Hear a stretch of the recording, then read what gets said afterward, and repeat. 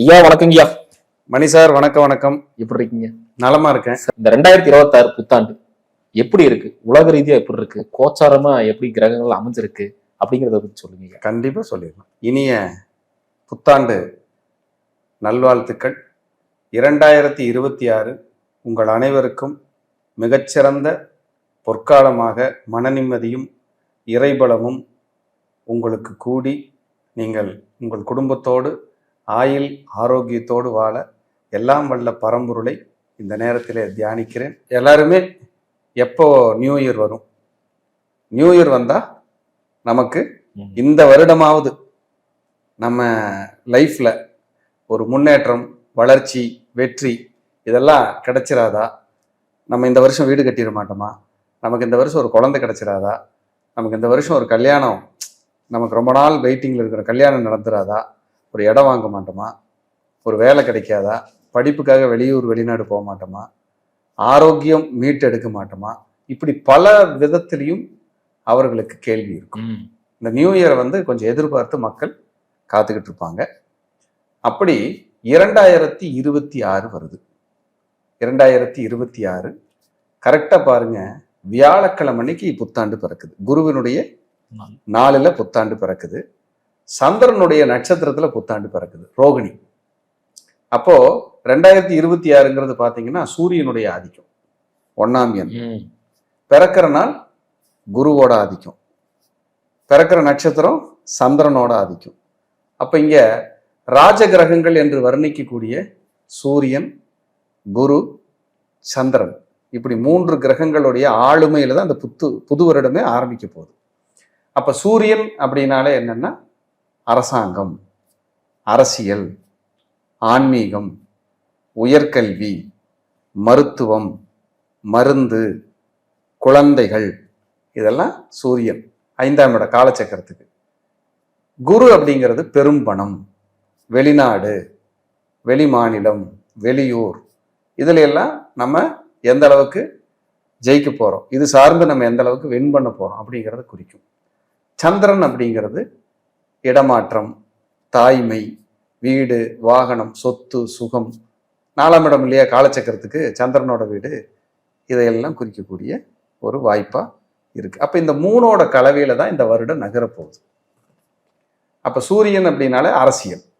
அரசியலில் ஒரு கணிப்பு, எல்லாரும் நம்ம இப்படி ஆகும் அப்படி ஆகும்னு வச்சுட்டு இருக்கிற கணிப்பு அப்படியே சேஞ்ச் ஆகும்.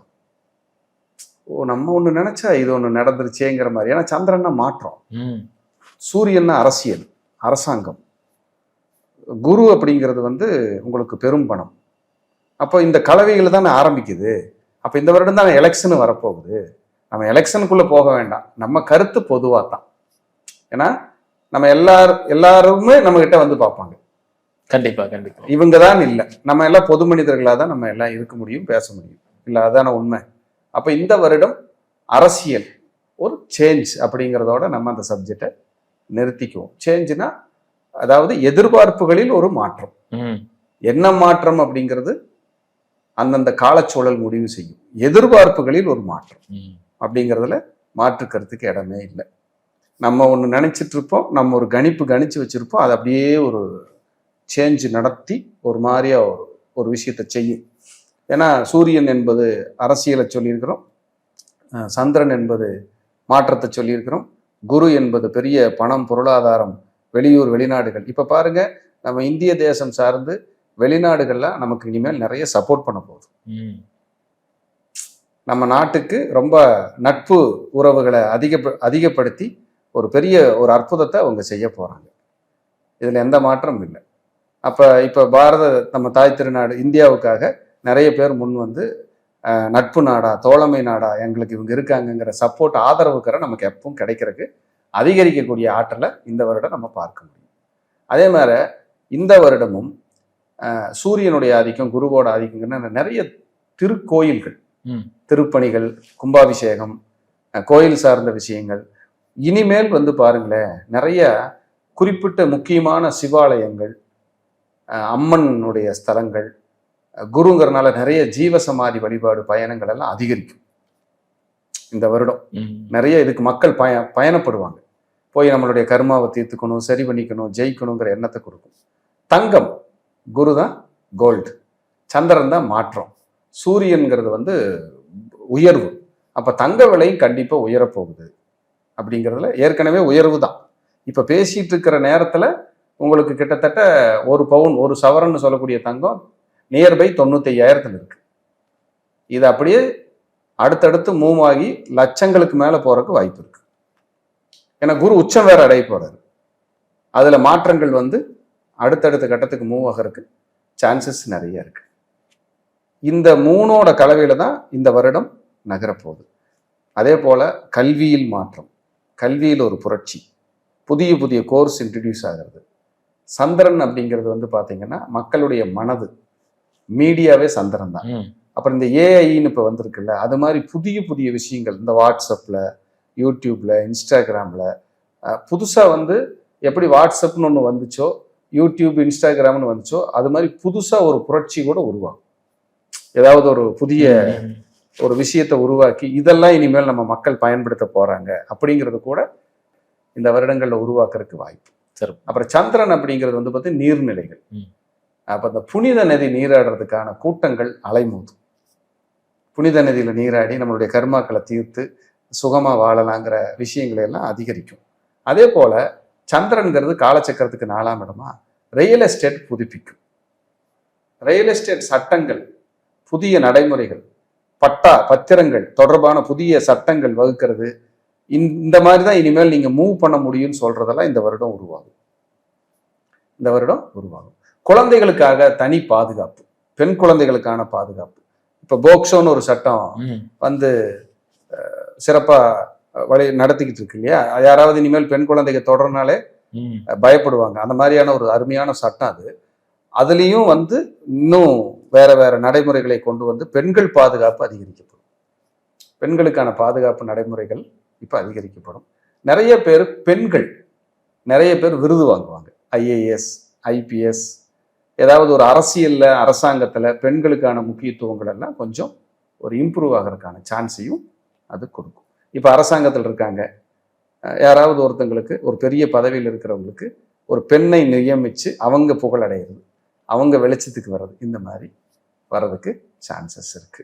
அதே போல டிரான்ஸ்போர்ட்ல புதிய புதிய முறைகளை எல்லாம் கொண்டு வருவாங்க, புதிய வாகனங்கள். அதே போல் டிரான்ஸ்போர்ட்டில் வந்து ஒரு அற்புதங்கள் இதெல்லாம் நடக்கும். அதாவது இந்த டிரான்ஸ்போர்ட்டில் வந்து மலைக்கோயில், பயணிகள் ஏறி இறங்குறதுக்கான இதெல்லாம் இருக்கு இல்லையா? இப்போ உதாரணத்துக்கு ரோப் கார் மாதிரி திட்டங்கள் எல்லாம் நிறைய விரிவுபடுத்துவாங்க, நிறைய அதிகரிக்கும். இதெல்லாம் நிறைய சொல்லிட்டே போலாங்க. ஐயா, இந்த 2026ல சாமானியமா இருக்கக்கூடிய நபர்களுக்கு எல்லாத்துக்கும் கனவு என்னன்னா அந்த பொருளாதாரம், சம்பள உயர்வு கிடைச்சிடாதா, லாபம் பாத்திர மாட்டோமா அப்படின்னும் போது பொருளாதாரம் எப்படிங்க? கண்டிப்பா கிடைக்கும். அதுல குறிப்பா நியூ இயர் வந்து குருவின் நாள். தனுசு மீனம், தனுசு மீனம், மீனம், புனர்பூசம், விசாகம், புரட்டாதி, சூரியனுடைய ஆதிக்கம் எண்ணு 2026. அப்ப சிம்மம், கார்த்திகை, உத்திரம், உத்திராடம். அப்ப சந்திரனுடைய நாள் கடகம், ரோகிணி, திருவோணம், ஹஸ்தம். இந்த நட்சத்திரக்காரர்களுக்கெல்லாம் ஒரு விமோச்சனம் உண்டு. இந்த நட்சத்திரக்காரர்களுக்கு ஒரு விமோச்சனம் கட்டாயம் உண்டு. ஏன்னா சூரியன், குரு, சந்திரன் இவங்க ஒண்ணுக்கு ஒண்ணு எல்லாருமே யாருக்கும் பகை கிடையாது, யாருக்கும் பகை இல்லை. அந்த அதுல இதுல புத்தாண்டு பிறப்பிக்குது. இவங்களுக்கு ஒரு விமோச்சனம் கண்டிப்பா கொடுக்கும். இந்த 2026 ஒரு அற்புதத்தை சூப்பரா செய்யும். எனக்கு தெரிஞ்சு கேன்சருக்கான இந்த மெடிசன் இருக்கு இல்லையா, அதுல ஏதாவது ஒரு புரட்சி நடக்கும். ஏன்னா குரு சூரியன் சந்திரன் கூட.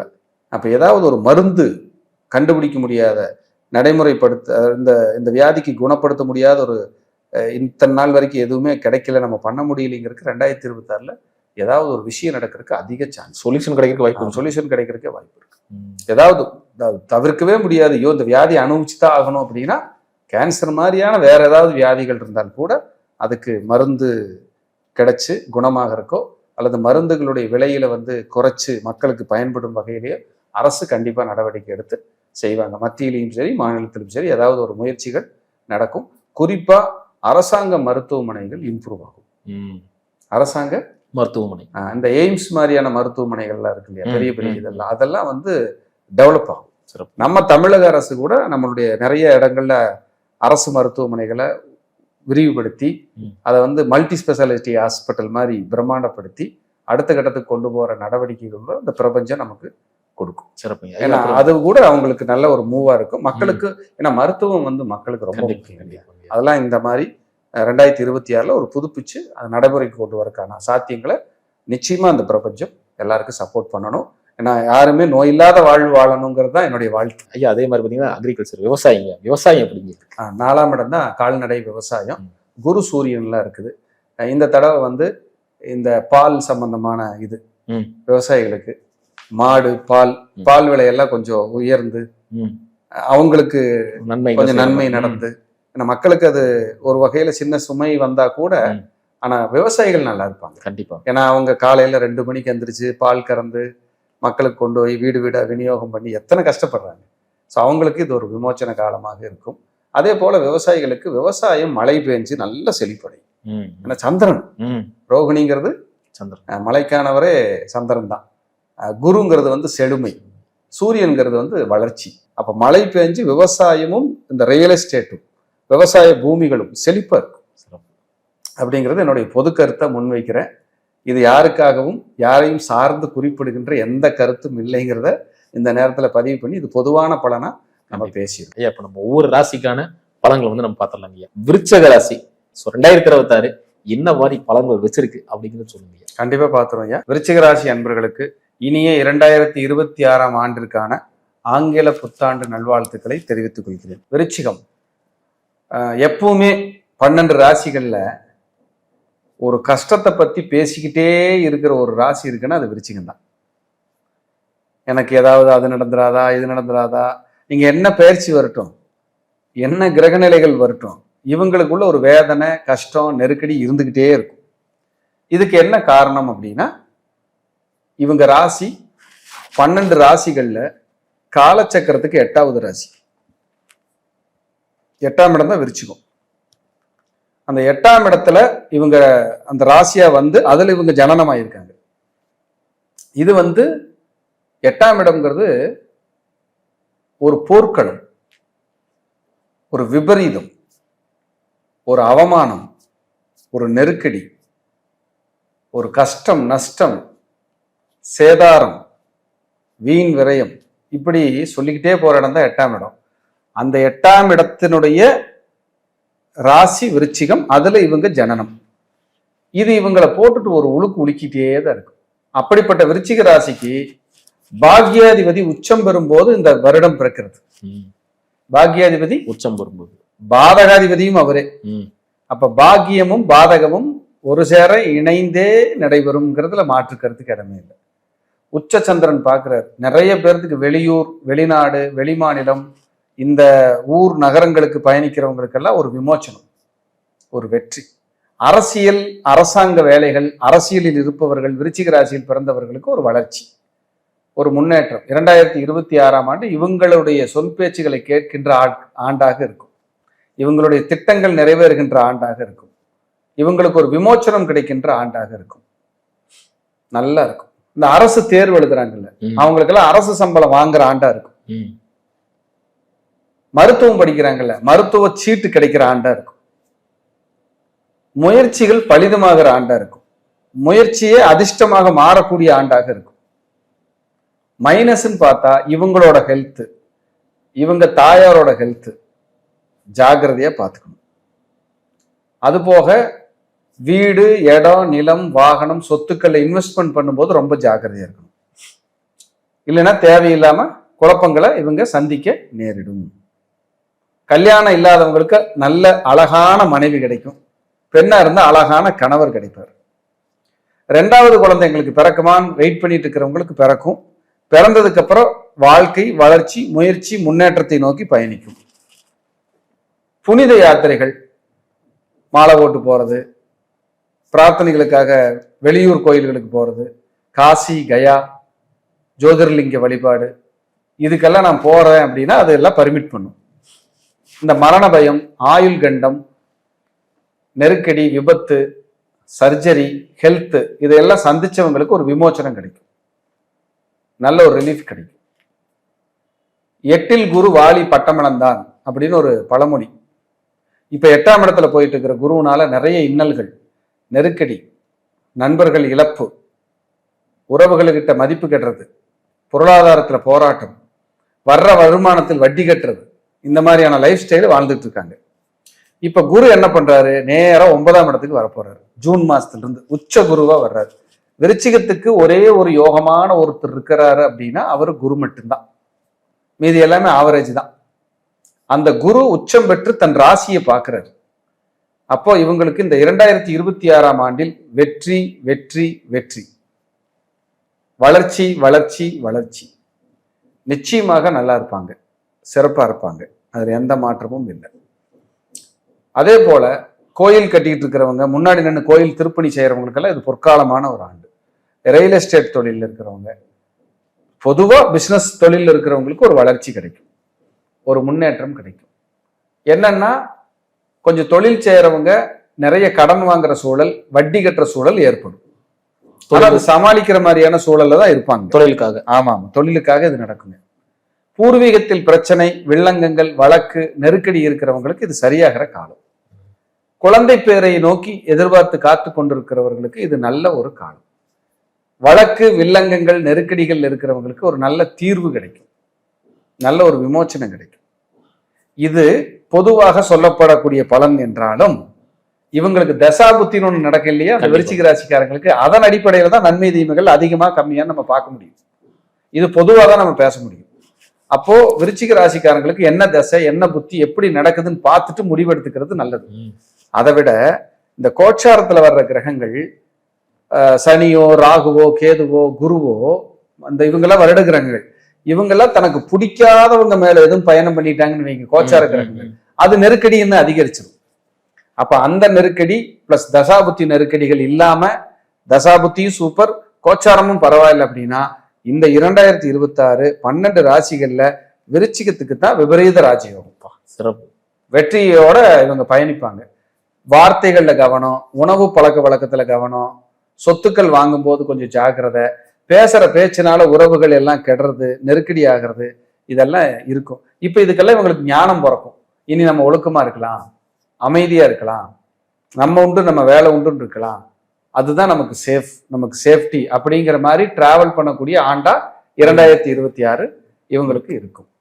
கண்டிப்பா நான் ஏற்கனவே இந்த வீடியோவில் முதல்ல பேசின மாதிரி வியாழக்கிழமை பிறக்கிறதுனால குரு, ரோகிணி நட்சத்திரத்துல பிறக்கிறதுனால புத்தாண்டு சந்திரன், கூட்டுனா 2026 கூட்டுனா வரக்கூடிய எண் 1. அப்ப குரு, சூரியன், சந்திரனுடைய ஆதிக்கம் விருச்சிக லக்னத்தை விருச்சிக ராசிக்காரங்களுக்கு குரு, சூரியன், சந்திரன் 3 பேருமே வெரி வெரி வெரி ஃபேவரபிளான பர்சன்ஸ். அப்ப இந்த 2026 12 ராசிகள்ல யாருக்கு ரொம்ப பலமா இருக்கும், நல்லா இருக்கும் அப்படின்னா விருச்சிக ராசிக்கு ரொம்ப நல்லா இருக்கும். இவங்க முயற்சிகள் எல்லாம் நிறைய எடுக்கலாம், நல்ல ஒரு இறை பரிகாரத்தோட அந்த முயற்சிகள் எல்லாம் பலிதமாக்கிக்கலாம். சுபகாரியங்கள் நடக்கும், சுபகாரியங்கள் நடக்கும், சுப விரயங்கள் நடக்கும். அதே போல ஹெல்த் பிரச்சனையா இருந்தா ரெக்கவரி ஆவாங்க, குழந்தை கிடைக்காதவங்களுக்கு குழந்தை கிடைக்கும், கௌரவம் குறைச்சலானவங்களுக்கு கௌரவ பாதிப்புல இருந்து வெளியில வருவாங்க, ப்ரமோஷன் எதிர்பார்த்து காத்துட்டு இருக்கிறவங்களுக்கு ப்ரமோஷன் கிடைக்கும், சம்பள உயர்வு கிடைக்கும், முயற்சி முன்னேற்றங்கள் பலிதமாகும், பிரிந்து போன உறவுகள் எல்லாம் ஒன்று சேரும். இப்ப விருச்சிகத்துக்கு இது யோகம், ரொம்ப பெஸ்ட் பீரியட் அப்படின்னா விருச்சிகத்துக்கு நம்ம சொல்லலாம். 12 ராசிகள்லயுமே விருச்சிகத்துக்கு ஒரு பெரிய பலம், ஒரு வெற்றி காத்துக்கிட்டு இருக்குன்னா கிஃப்ட், இது சூப்பரா இருப்பாங்க. இப்ப இந்த வர்ற 2026 ஒரு மன நிம்மதி கண்டிப்பா உண்டு. அவங்களோட ஜனன ஜாதகத்தை செக் பண்ணிக்கணும். உங்க வீட்டுக்கு பக்கத்துல இருக்கிற ஜோசியர், உங்க குடும்ப ஜோசியர், தெரிஞ்ச ஜோசியர்கிட்ட போய் நீங்க பாத்துக்கங்க. பார்த்து உங்களுடைய அந்த ஆய்வுகளை செஞ்சு என்ன காலமா இருக்கு, எப்படி இருக்கு, ஏதாவது கோயில்கள் போகணுமா, பரிகாரம் எடுத்துக்கணுமா அப்படின்னு பாரு எடுத்துக்கிட்டாங்கன்னா இவங்களுக்கு ஒரு நல்ல ரிலீஃப் கிடைக்கும். அதே போல தாய்மை அடையாம ரொம்ப நாளா இருக்கிற லேடிஸ், விருச்சிகத்தில் இருக்கிறவங்க இருந்தாங்கன்னா அவங்களுக்கு தாய்மை பேர் கிடைக்கும். இது ரொம்ப விசேஷம். ஒரு நல்ல ட்ரீட்மெண்ட்னால குழந்தை கிடைக்க ட்ரை பண்ணிட்டு இருக்கிறாங்க அப்படின்னா அந்த ட்ரீட்மெண்ட் இவங்களுக்கு ஃபேவரபிளா இருக்கும். மெயினா 4ஆம் இடத்துல இவங்களுக்கு ராகு போயிட்டு இருக்குது, 10ல் கேது போயிட்டு இருக்குது. அந்த தொழில் சார்ந்த நெருக்கடிகள் கொஞ்சம் சற்றேறக்குறைய லேசா இருந்துகிட்டு தான் இருக்கும். 4ல் ராகு போறதுனால வீடு, இடம், நிலம், வாகனம், சொத்து, தாயார், இவங்களோட பதவி, இவங்களோட உடல் அழகு, இதுல எல்லாம் சின்ன சின்ன குறைபாடுகளை அது வைக்கும். அதை மட்டும் ஃபர்தரா பர்ஃபெக்டா பார்த்து மெயின்டைன் பண்ணி கொண்டு போயிட்டாங்கன்னா இவங்க மாதிரி வளர்ச்சி அடைகிறதுக்கு இந்த பீரியட்ல நபர்களே இல்லை அப்படின்னு சொல்லலாம். பூர்வீகத்துல வாழ்ந்துட்டு இருக்கிறவங்க, பூர்வீகத்தை ஒழுங்குபடுத்தணும்னு நினைக்கிறவங்க சிறப்பு, நல்லா இருக்கும். குலதெய்வ ஆசீர்வாதம் விருச்சிக ராசி அன்பர்களுக்கு இந்த தடவை நிறைய கிடைக்கும். எப்பவுமே உண்டு, இந்த தடவை நிறைய கிடைச்சு ஒரு நல்லதை நோக்கி அவங்க பயணிக்கிறதுக்கான சான்சஸ் இருக்கு. 2026 இவர்களுக்கான ஆண்டாக அது போற்றப்படுகிறது. நல்ல வாழ்க்கை வாழ என் அன்பான வாழ்த்துக்கள். நன்றி, வணக்கம், வாழ்க வளமுடன்.